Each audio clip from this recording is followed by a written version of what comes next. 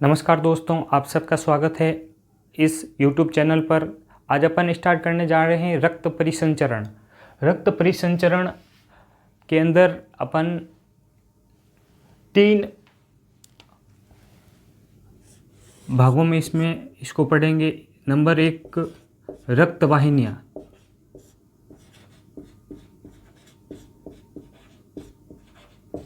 रक्त वाहिनियाँ। नंबर 2, इसमें अपन रक्त को पढ़ेंगे या ब्लड को पढ़ेंगे, या अपन इसको रुधिर भी कह सकते हैं। नंबर 3, इसमें अपन हृदय, हार्ट को पढ़ेंगे। ये रक्त परिसंचरण में इन 3 भागों का अपन अध्ययन करेंगे।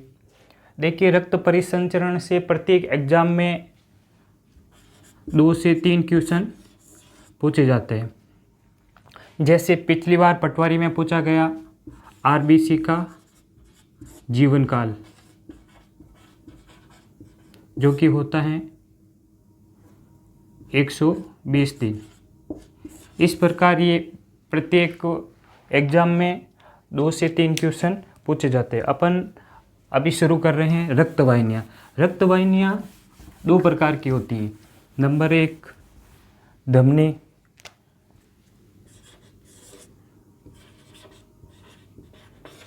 धमनी, जिसे हमें आर्टरी भी बोलते हैं। नंबर 2, शिरा या शिराएँ, जिसे अपन वेंस भी कह सकते हैं।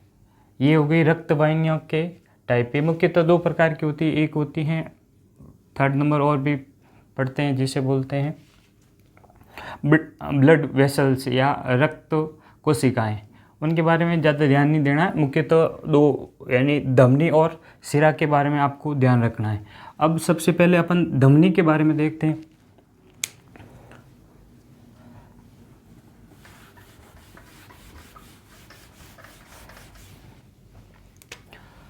नंबर 1, धमनी।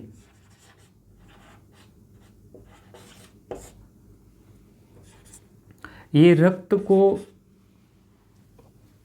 हृदय से अंगों तक लाने का कार्य करती हैं, तथा इनकी जो दीवारें होती हैं या भित्ति होती है वो अपेक्षाकृत बड़ी होती है।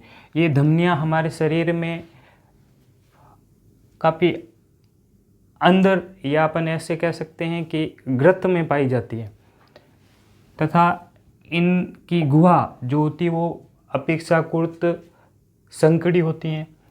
सबसे पहले रक्त को हृदय से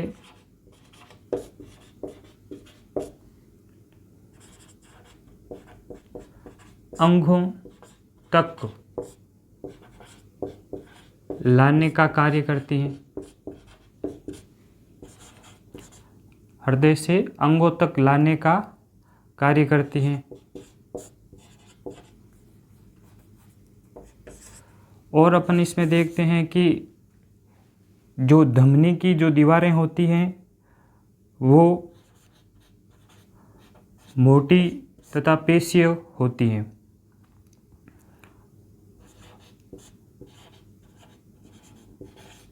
वह पेशीय होती हैं।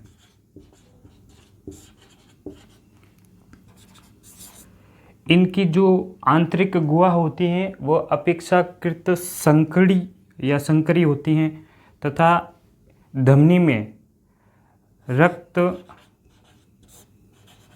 शुद्ध अवस्था में बहता है।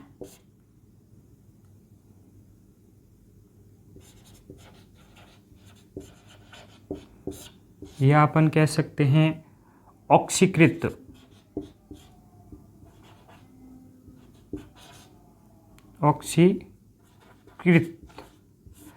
रक्त धमनियों में बहता है।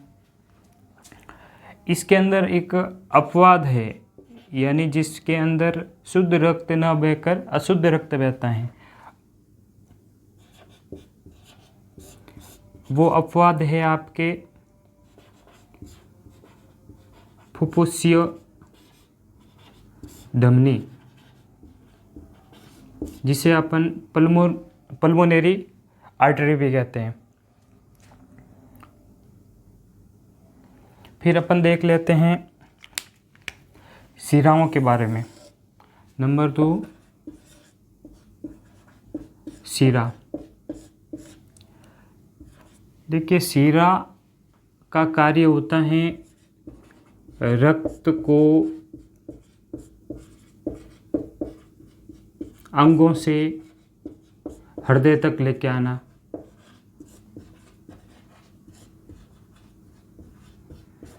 यानी ये शिरा रक्त को जो अंगों से हृदय तक लेके आता है।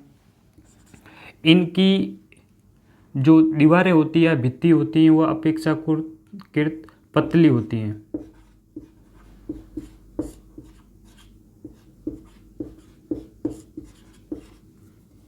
यानी दीवार या भित्ति पतली होती है। इनके अंदर अशुद्ध रक्त बहता है, या अपन ऐसे कह सकते हैं कार्बन डाइऑक्साइड युक्त रक्त बहता है। अशुद्ध रक्त बहता है, या अपन कह सकते हैं ऑक्सीजन रहित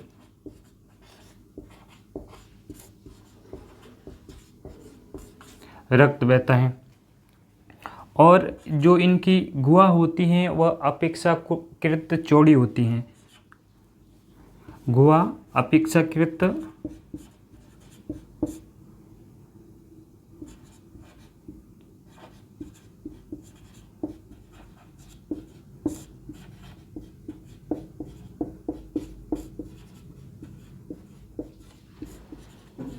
गुहा अपेक्षाकृत चौड़ी होती है। ये शरीर के ऊपरी स्तर में पाई जाती हैं।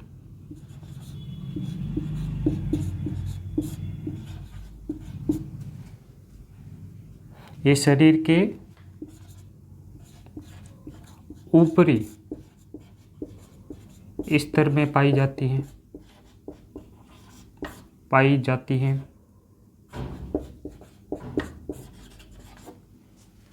ये तो हो गई आपके ब्लड वेसल्स या रक्त वाहिनियाँ। 2 प्रकार की होती है, जिसमें धमनी रक्त को हृदय से अंगों तक लाने का कार्य करती हैं। ये पेशीय तथा बड़ी होती हैं। इनकी गुहाएं, या मैं कह सकता हूँ आंतरिक गुहा, जो अपेक्षाकृत सिरे से पतली या संकड़ी होती हैं। रक्त धमनियाँ में शुद्ध रक्त बहता है, जबकि शिरा के अंदर अशुद्ध रक्त बहता है। फिर अपन देखते हैं रक्त।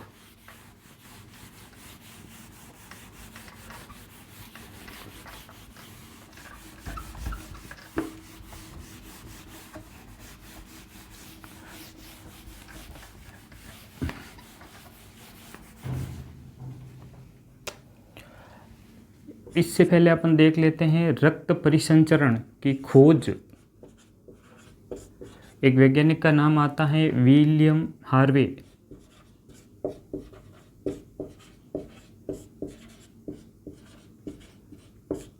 ने की, तथा ये रक्त परिसंचरण को 2 भागों में बांटा गया है।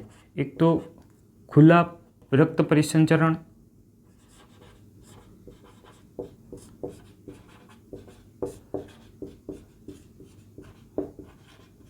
खुला रक्त परिसंचरण। ये खुला रक्त परिसंचरण कीट, मकड़ी तथा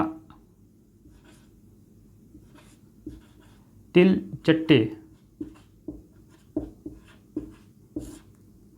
चट्टों में पाई जाती है। यानी खुला रक्त परिसंचरण से मतलब है कि इनके अंदर रक्त वाहिनियाँ या रक्त नलिकाएं नहीं पाई जाती हैं। दूसरा है बंद रक्त परिसंचरण। बंद रक्त परिसंचरण ये सभी कशे रुकों में पाया जाता है। यानी जितने भी कोर्डेटा होते हैं उन सब में ये बंद रक्त परिसंचरण पाया जाता है। देखिए मानवों के अंदर एक तो बंद रक्त परिसंचरण तथा दोहरा रक्त परिसंचरण पाया जाता है।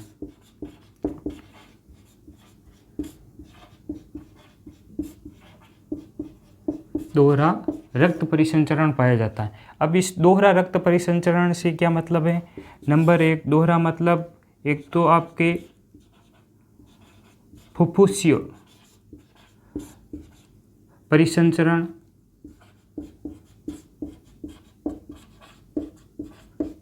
तथा दूसरा इसके अंदर दैहिक परिसंचरण। ये दोनों परिसंचरण मिलकर दोहरा रक्त परिसंचरण का निर्माण करते हैं। अब देखिए दोहरा रक्त परिसंचरण किस प्रकार होता है, अभी अपन बात करते हैं। रक्त परिसंचरण जिसकी खोज विलियम हार्वे ने की तथा खुला रक्त परिसंचरण जिसके अंदर कीट, मकड़ी या तिल चट्टे में खुला रक्त परिसंचरण पाया जाता है। बंद रक्त परिसंचरण कशेरुकियों में या अपन कोर्डेटा में कह सकते हैं इसमें, तथा मानवों के अंदर यानी ह्यूमंस के अंदर एक तो बंद रक्त परिसंचरण पाया जाता है तथा दोहरा रक्त परिसंचरण पाया जाता है। दोहरा रक्त परिसंचरण से मतलब है एक तो फुफ्फुसीय परिसंचरण, दूसरा दैहिक परिसंचरण। अब देखिए दोहरा परिसंचरण किस प्रकार है। देखिए जो अपन का हृदय होता है वो 4 कोष्ठकों में बंटा होता है। एक तो यानी दाहिना आलिंद, ये हो जाएगा आपके बायां आलिंद, फिर दायां निलय और बायां निलय।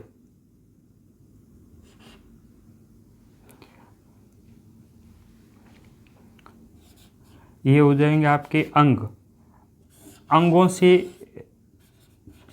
या ऑर्गन्स। अंगों से रक्त सबसे पहले दाएं भाग में जाता है, दाएं आलिंद के अंदर जाता है। ये रक्त ले जाने का कार्य हम सबको पता है कौन करता है, सीरा, जिसके अंदर अशुद्ध रक्त बहता है। फिर ये दाएं निलय से रक्त जाता है फेफड़ों के अंदर।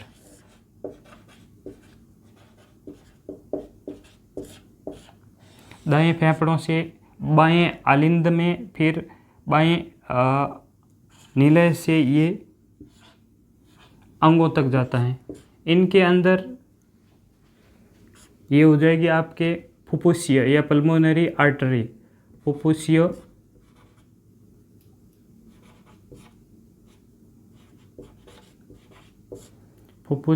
शिरा, और ये हो जाएगा फुफ्फुसीय धमनी, और ये हो जाएगा आपके फुफ्फुसीय शिरा। ये दोनों अपवाद है। इसमें शुद्ध रक्त बहना चाहिए धमनी के अंदर, जबकि इसमें अशुद्ध रक्त बह रहा है। जब ये शुद्ध होकर यानी ऑक्सीजन इसमें मिलकर बहेगा तब इसे अपन कहेंगे शुद्ध रक्त। जिस शिरा के अंदर अशुद्ध रक्त बहना चाहिए जबकि इसमें शुद्ध रक्त बहता है, इसे अपन कह सकते हैं महाधमनी। महाधमनी या इसको बोलते हैं दैहिक चाप।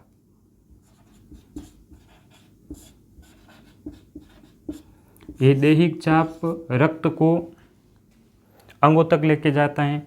ये हो जाएगा आपकी महाशिरा जो रक्त को अंगों से हृदय तक लेके जाता है। अब देखिए जो हृदय और फेफड़ों के मध्य जो सर्किट है उसे अपन बोलते हैं फुफ्फुसीय या पल्मोनरी सर्कुलेशन। फुफ्फुसीय परिसंचरण, फुफ्फुसीय परिसंचरण तथा हृदय तथा अंगों के मध्य जो संचरण है उसे बोलते हैं हमें दैहिक परिसंचरण।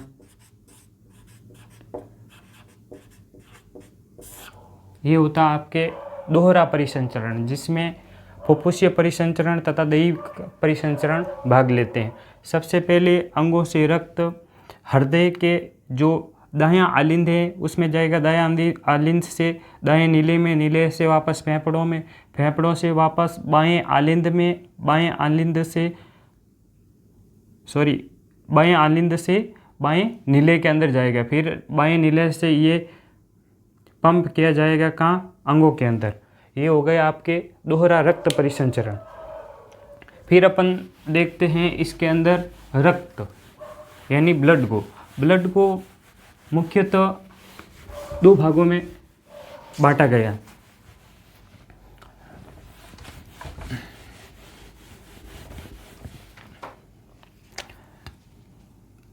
ये हो जाएगा आपके रक्त या रुधिर।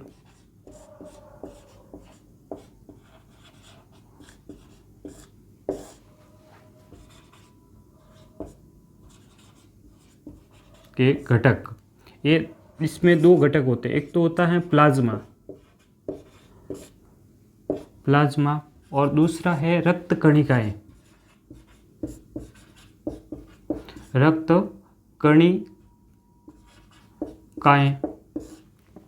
ये प्लाज्मा संपूर्ण रक्त का 55% पाया जाता है, जबकि रक्त कणिकाएं संपूर्ण रक्त का 45% होती हैं। प्लाज्मा हल्के पीले रंग का होता है। इसके अंदर जो वर्णक पाया जाता है उसे अपन कहते हैं बिलरुबिन वर्णक। जबकि रक्त कणिकाएं होती हैं, उनको अपन 3 भागों में डिवाइड करते हैं। एक तो आरबीसी, डब्ल्यूबीसी तथा प्लेटलेट्स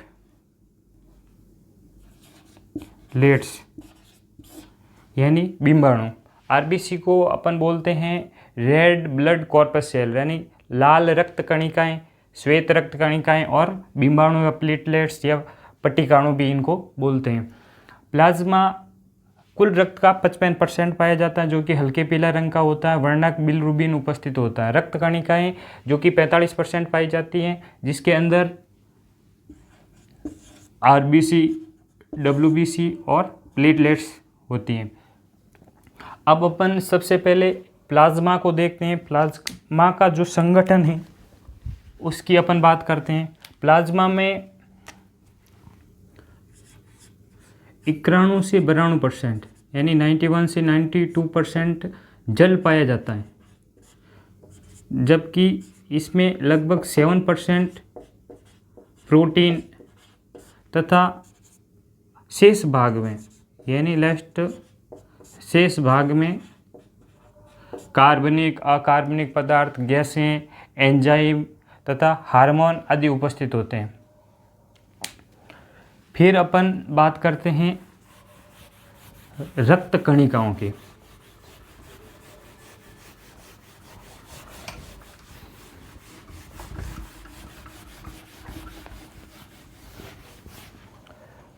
देखिए रक्त कणिकाएं, जिसमें सबसे पहले अपन देखते हैं WRBC।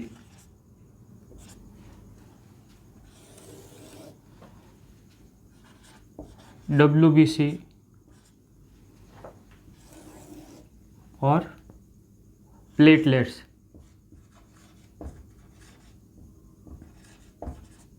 प्लेटलेट्स या बिंबाणु। देखिए आरबीसी में अपन केंद्रक की बात करें तो इसमें केंद्रक अनुपस्थित होता है। केंद्रक अनुपस्थित यानी स्तनधारियों की जो आरबीसी होती हैं उनमें केंद्रक नहीं पाया जाता है, यानी अपन कह सकते हैं एब्सेंट होता है। इसके अंदर दो अपवाद हैं, एक तो है ऊंट जिसकी आरबीसी में केंद्रक उपस्थित होता है, और एक है लामा। इस बारे में आपको ध्यान रखना है, यानी आरबीसी के अंदर केंद्रक अनुपस्थित होता है, जबकि आप डब्ल्यूबीसी में देखते हैं कि उसमें केंद्रक उपस्थित होता है।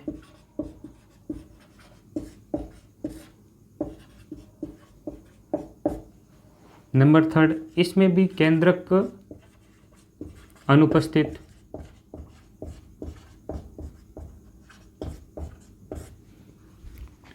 नंबर 2 अपन देखते हैं इसका जीवन काल। यह क्वेश्चन पिछली बार पटवारी में पूछा गया है, 120 दिन, यानी आरबीसी का जीवन काल आपसे पूछा जाए तो 120 दिन होता है, जबकि डब्ल्यूबीसी का नॉर्मली अपन 1 से 4 दिन या इसका कुछ घंटों से लेकर जीवन की आवश्यकता अनुसार होता है।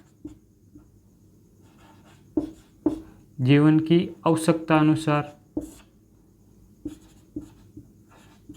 अनुसार इसका जीवन काल होता है, जबकि प्लेटलेट्स में अपन जीवन काल की बात करें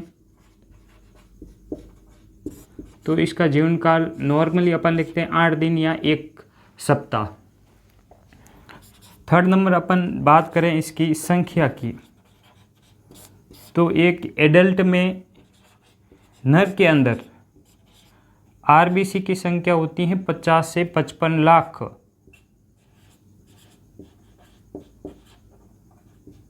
प्रति mm³। ये यूनिट आपको विशेष ध्यान रखनी है। दूसरा, मादा के अंदर संख्या होती है 45 से 50 लाख प्रति mm³ में। डब्ल्यूबीसी की संख्या इनसे बहुत कम, ये नॉर्मली लिखा जाता है 4000 से 11000, तथा अधिकतर बुकों में अपन देखते हैं कि 7000 से 8000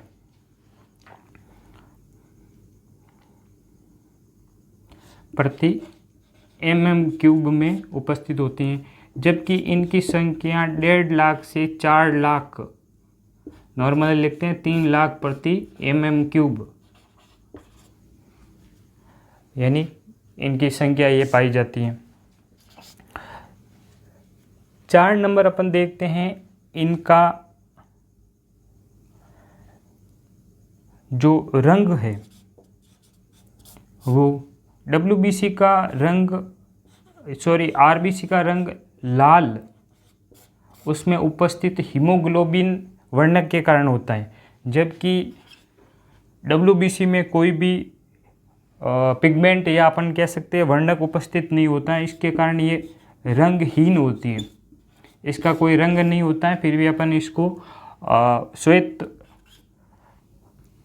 रक्त यानी श्वेत रक्त कणिकाएं या वाइट ब्लड सेल कहते हैं, जबकि जो प्लेटलेट्स से है उनका भी कलर नहीं होता, वो भी रंगहीन होती हैं। ये तो हो गए इसके सामान्य जानकारी, यानी केंद्रक आरबीसी में अनुपस्थित होता है। अपन आरबीसी को इरिथ्रोसाइट भी बोलते हैं, इरिथ्रोसाइट, जबकि डब्ल्यूबीसी को ल्यूकोसाइट भी कहते हैं। केंद्रक अनुपस्थित, जीवन काल आरबीसी का 120 दिन, संख्या 50 से 55 लाख प्रति mm³, मादा के अंदर 45 से 50 लाख, और इनका रंग लाल होता है। और अपन इसके अंदर क्या लिख सकते हैं, इसका जीवन काल हो गया, संख्या हो गई, इसका निर्माण लगभग सभी कोशिकाओं को अस्थि मज्जा में होता है।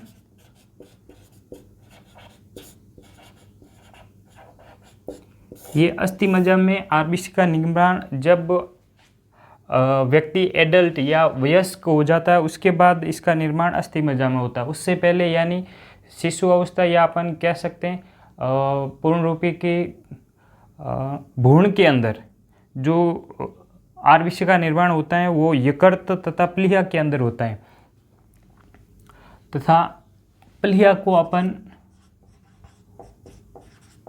आरबीसी का कब्रिस्तान भी कहते हैं तथा इसे आरबीसी का ब्लड बैंक भी कहते हैं। यानी इसका निर्माण हो गया अस्थि मज्जा में। प्लेटलेट्स का भी अस्थि मज्जा में होता है तथा डब्ल्यूबीसी का अस्थि मज्जा के साथ साथ प्लीहा के अंदर तथा लसिका गांठों के अंदर डब्ल्यूबीसी का निर्माण होता है। आज के लिए इतना ही। अपन इसके बाद आरबीसी, डब्ल्यूबीसी और प्लेटलेट्स इन तीनों को अलग से सेपरेट रूप से जो सारा इसका कार्य या जो भी इनके अंदर डाटा आते हैं उन सब के बारे में अपन बात करते हैं। आज के लिए इतना ही। जय हिंद, जय भारत।